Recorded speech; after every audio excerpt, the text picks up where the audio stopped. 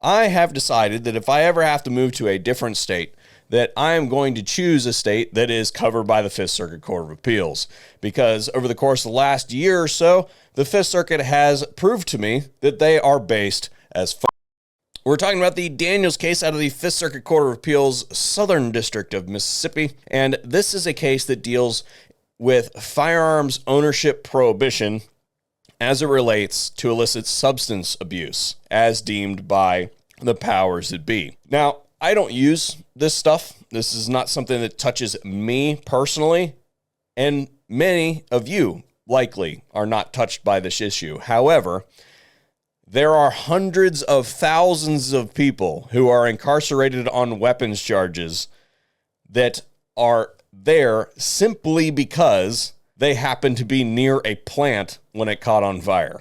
I'm going to read you what the 3-judge panel decided, but before we do, I got to pay for the lights and the power that runs the computer and all that sort of stuff, so give me just a few seconds. Kentuckiana Gunworks is best known for their research and development into lubrication technology.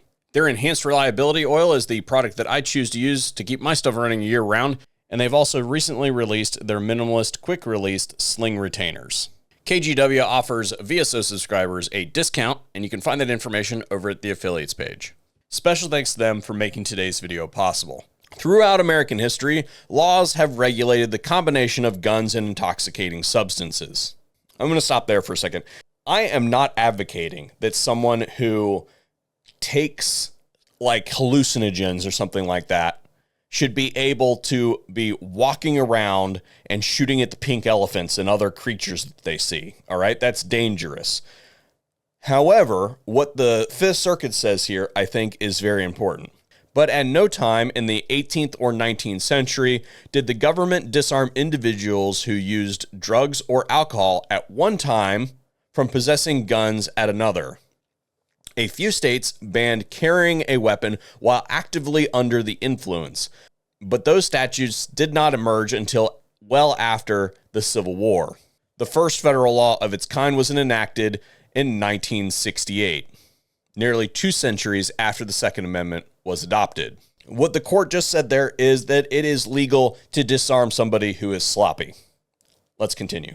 In short, our history and tradition may support some limits on intoxicated persons' right to carry a weapon, but it does not justify disarming a sober citizen based exclusively on his past drug usage. Nor do the more generalized traditions of disarming dangerous persons support this restriction on non-violent drug users. Basically, what happened in this case is Mr. Daniels was found in possession of some firearms and some drug paraphernalia, but he also was not drug tested as it pertained to his arrest.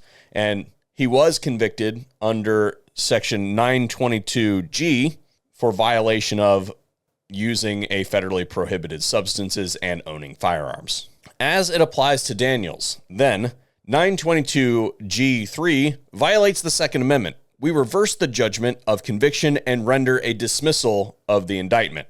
The document then goes on for 40 or so more pages of analysis, and there are some beautiful nuggets in here. I do suggest that you read this so that you are well aware of what is being said at this level.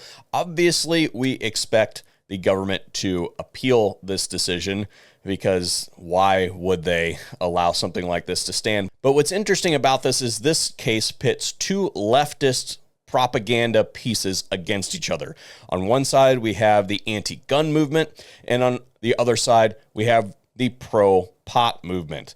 And I am excited to see what happens as they try to tear each other apart on this issue, because the movement for recreational legalization of marijuana in this country is moving very strong.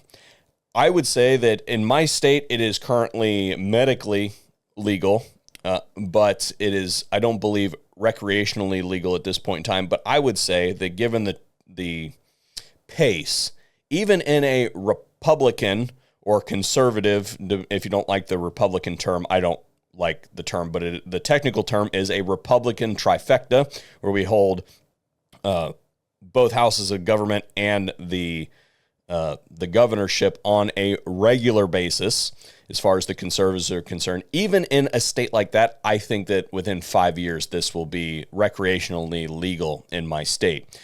I think the movement there is strong, and the arguments of that single issue voter related to pot legalization, many of them are willing to throw whatever it is under the bus to get that. And I'm excited to see the mental gymnastics that occurs to allow that to happen. Personally speaking, if you want my opinion, I don't think that anybody anywhere has the right to tell you what you can do in the privacy of your own home, and that includes what substances you decide to put in your face. Whether you like the powder here or you like it on top of your jelly donut does not matter to me, and I don't think it should matter to the government either.